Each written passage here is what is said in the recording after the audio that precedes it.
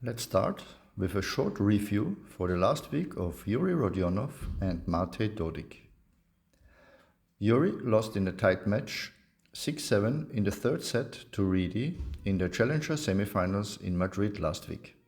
He has beaten good players into the semis. The 25 ATP points reward for the semifinals are not exactly a lot. Mate lost 3-6, 3-6 to Pirosh at the Challenger in Split, but still a very good week for Mate. An improvement into the top 400 in the ATP World Rankings was the result of this good performance. With this improvement, there will be adjustments for Mate regarding the tournament schedule. More challenges are coming in any case. As a professional athlete, it is essential to have no physical problems. Unfortunately, this is not always the case. Nico Jäger hasn't been able to practice without pain since our tournament trip to Tunisia in February. The examinations by the doctors have now shown a sad reality. When he was young, certain bones in the lower back did not grow together properly. Together with his height and the stress of being a tennis player, he eventually reached the tipping point. On the advice of the doctors and due to persistent pain, Nico had to make the difficult decision to end his career as a professional tennis player. At such a young age, this is of course painful, but if your body doesn't play along, you have to face the consequences.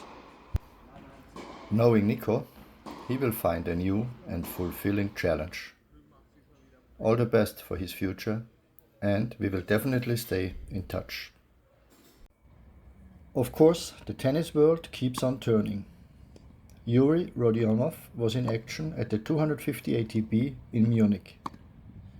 After a convincing victory against Vukic, he lost 6-7, 2-6 against Zverev.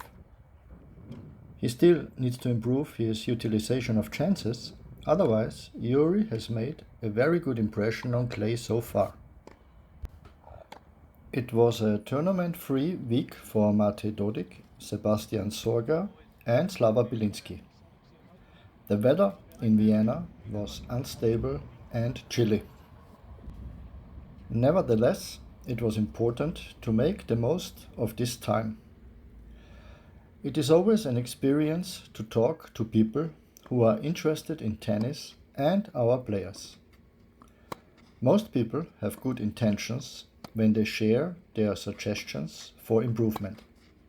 And the things that are mentioned are usually the right ones. However, the motto is everything when the time is right. There can only ever be one path, and it should be as straightforward as possible. If you listen too much to outside opinions, there's a great risk of losing your way and only then slowly finding the right path again. Of course, it is our job to improve the player's weaknesses. But it is also our job to improve the strength, because in the end, the player wins his matches with his weapons. Timing is therefore very important. How much time you invest in the weaknesses and how much in the strengths, and which things have a high priority and which can wait. The timing and the list of priorities is of course not recognizable from the outside. It is therefore understandable that some things are not understood by outsiders.